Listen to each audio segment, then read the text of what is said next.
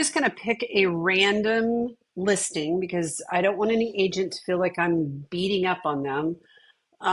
So let's just go to quick search and let's do about, I mean, it depends on the price range. So let's do about a six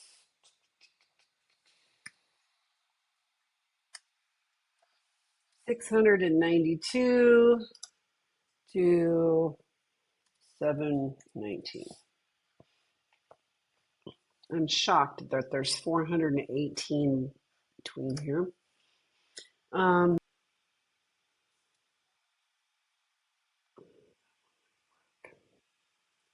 Any of these would work with what I'm going to talk about. So just know this is not unique to one agent, okay?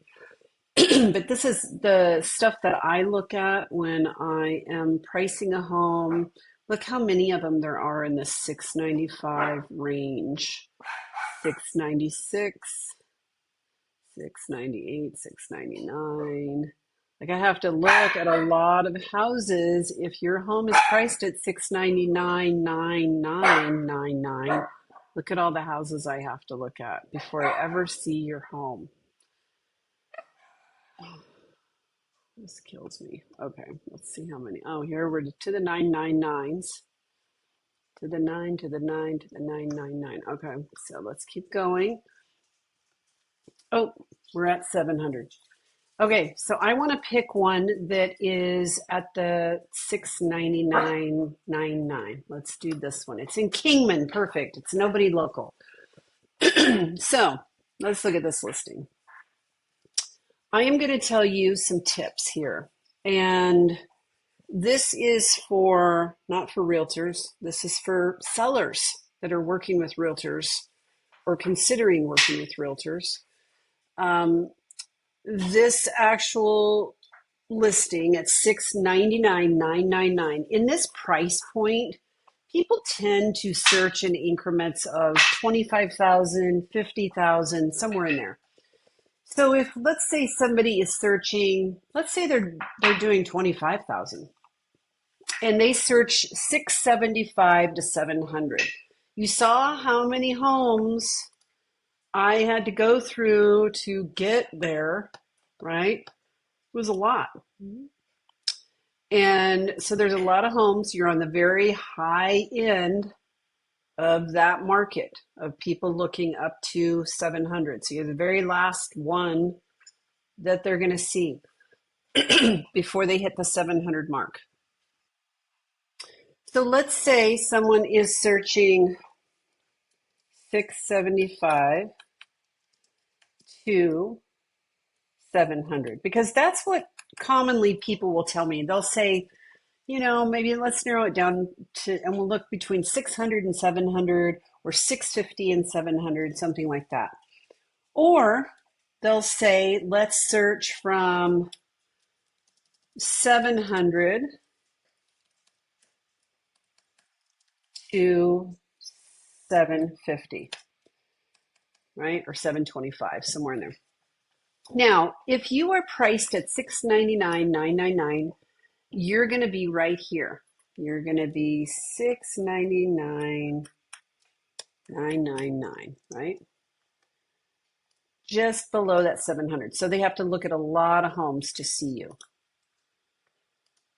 If you're priced at 700, it puts you in a second market. So now let's say I have another buyer. These are two different buyers. I have a buyer that is searching from 700 to 750, and you come up first in that second higher market.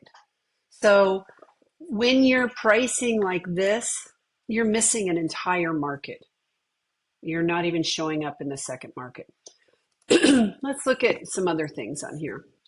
So I pay for brokers, not all brokers, but most brokers pay for a syndication process.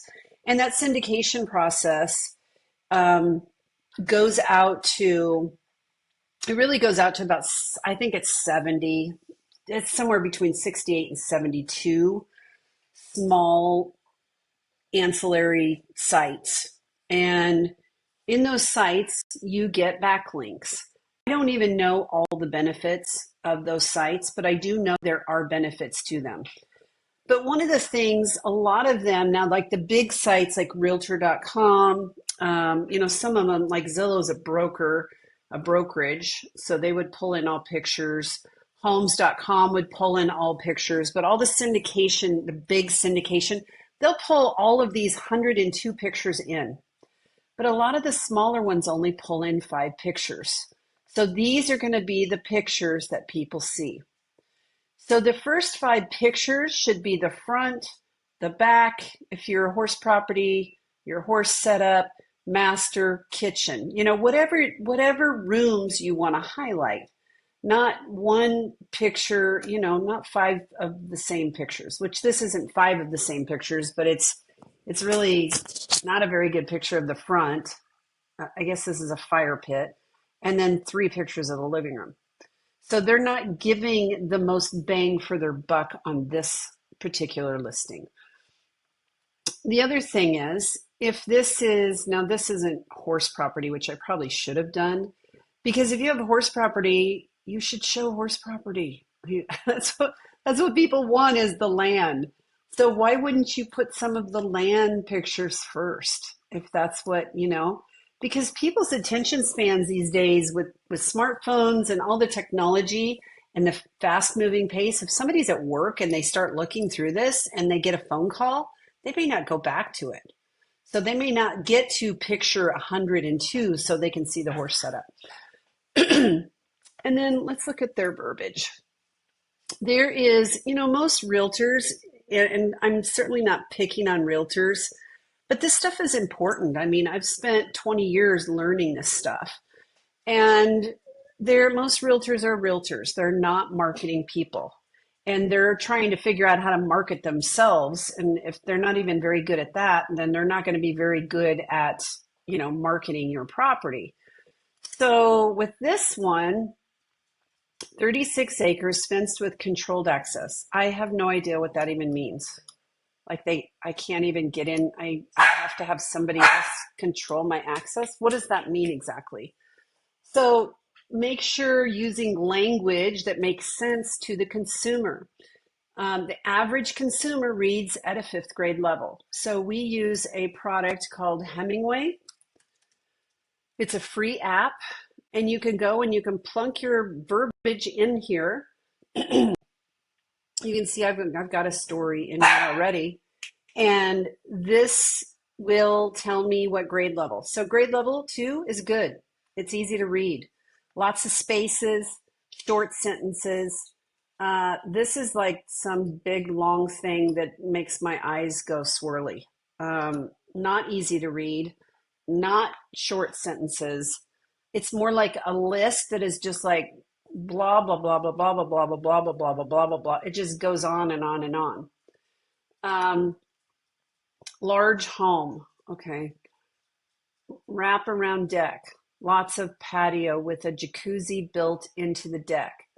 Patio has sauna, large fire pit, barbecue. How is this giving me an experience? In marketing, you want to tap in and give people an experience. You don't see them going on TV commercials and going, drink Coke, beverage, cold, cola. That's not what they do. They create an experience with their marketing, a story. So we need to be, creating a story about your home. What do you love about your home? What are the things that are amazing? Now, and then weave in those things. Like imagine yourself sitting under the stars on your pavered patio. It feels so luxurious, and enjoying your hot tub under the stars. I mean, I don't know what you'd say, but that's where it takes some time, and you're paying a realtor a lot of money. They should take the time and put the time in to do this. There's also another thing, it's called neurolinguistic programming, where when you are having a reader read something and you can make it theirs. So you want to put that buyer into your home as if it's their home, not your home. So for example, I'll use the words they have here. Your new property is an exquisite escape with luxury, which I would never say, but okay. I would take out controlled access because I don't know what that means.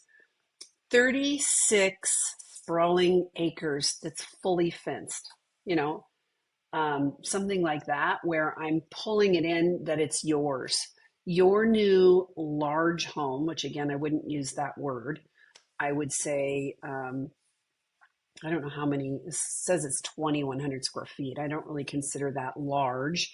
I would say your new 2,100 square foot Santa Fe home has been significantly upgraded within all the right places. I, I'm trying to use the language that they have, but some of this stuff is not language that I would use because they're using the same words over and over instead of coming up with something different for large. It's just large this and large that.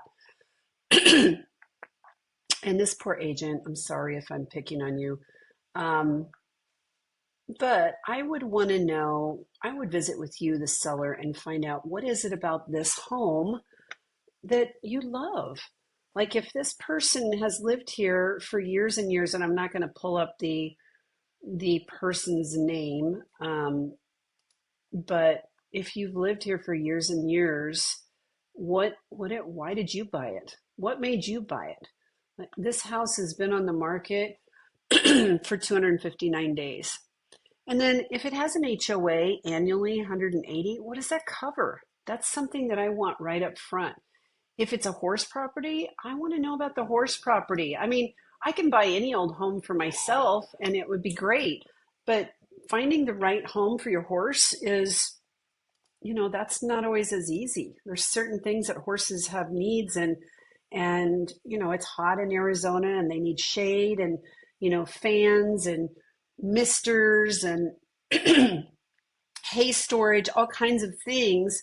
I would want to know about all of that stuff up front because the house, I can change the house. Of course, you can change a horse setup too, but not as easy, not as easy.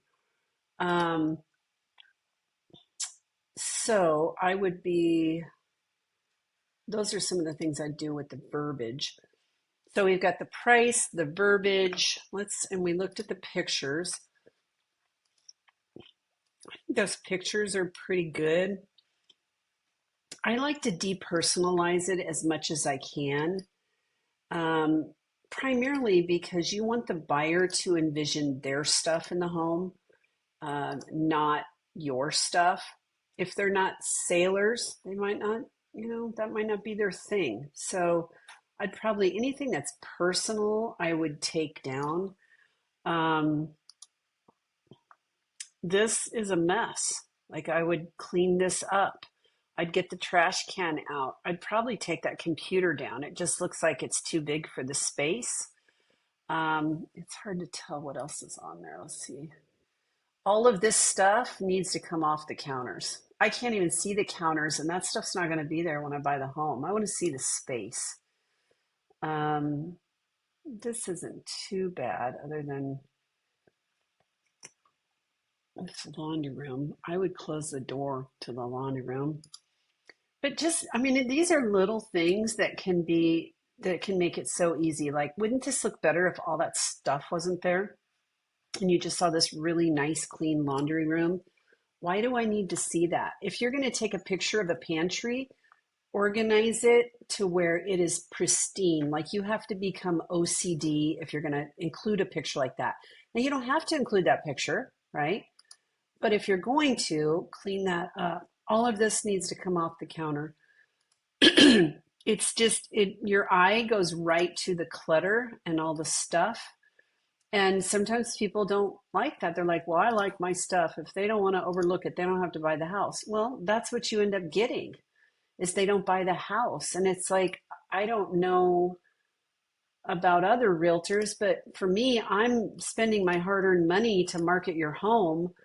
I want them to buy the house. So if you're playing real estate, maybe, put some money up front for marketing so that I don't have to do that because it gets like, you're playing real estate with my money and it's not cool. I think that looks pretty good. I kind of like the whole library theme they have going on there. Now let's look at this. This stuff, get it out of there. What is that under the bed? Get that out of there.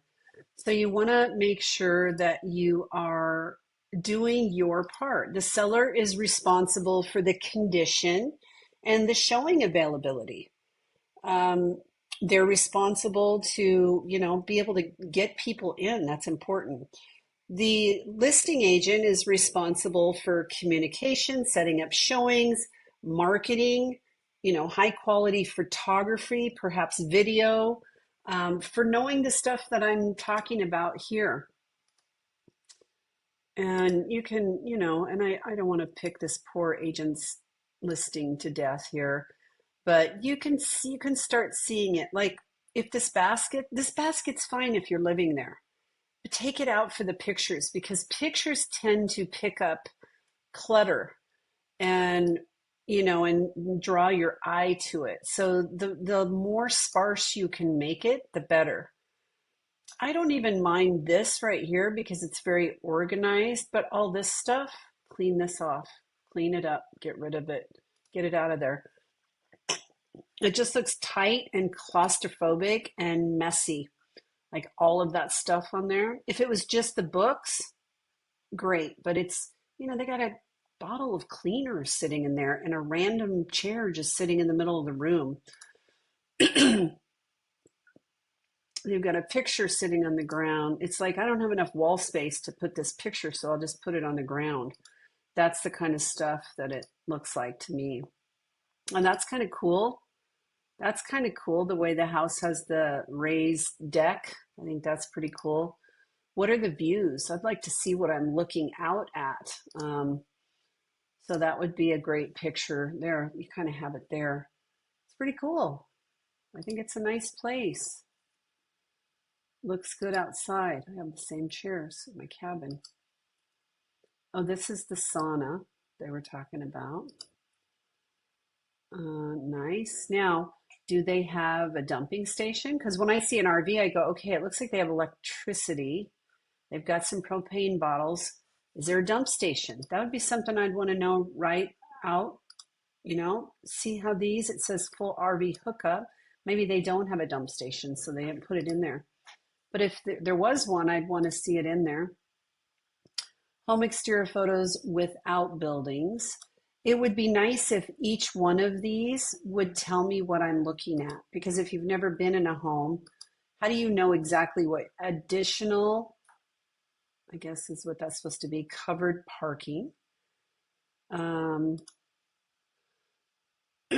Garage, I mean, to me, that almost looks like a shop. It has a big high ceiling.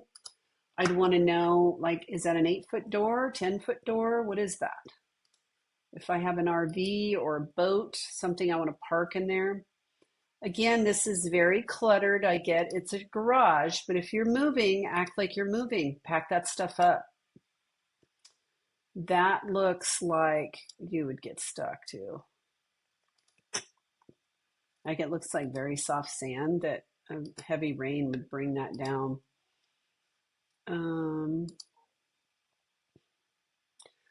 So yeah, that kind of gives you an idea. Some of these properties, like an aerial, that would have been a great property to have or a great photo to have up in the beginning. I think that's cool.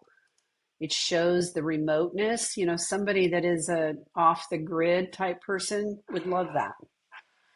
So those are the things that I look at when I am analyzing a property. If it's been listed before, I get a lot of people calling me about horse property, that this person isn't a horse person. I don't know why I hired them. They're not doing their job. And, the other thing is looking at your pricing, because it doesn't do anybody any good to tell you that I can get you more if I can't get you more just because you want more, because the market is not based on what you want. The market is just the market, and buyers generate the price, not sellers. So I appreciate that. I mean, I would love to have more for my property, but it's worth what it's worth today.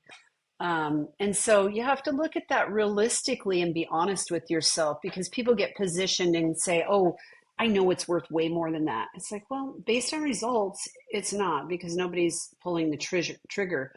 So now we're just playing a waiting game. I'm waiting you out, you're waiting me out. And that doesn't work very well. So your pricing is very important as well. And, I'm not saying you have to give away the farm or anything like that. I actually want to get you as much money as I can. But this listing, I would have to get a lot of things in alignment for this listing, and then see what kind of activity we get on it. I hope that's helpful. That's kind of a long video, but it gave you several steps and ideas of what I would do differently when I market horse property.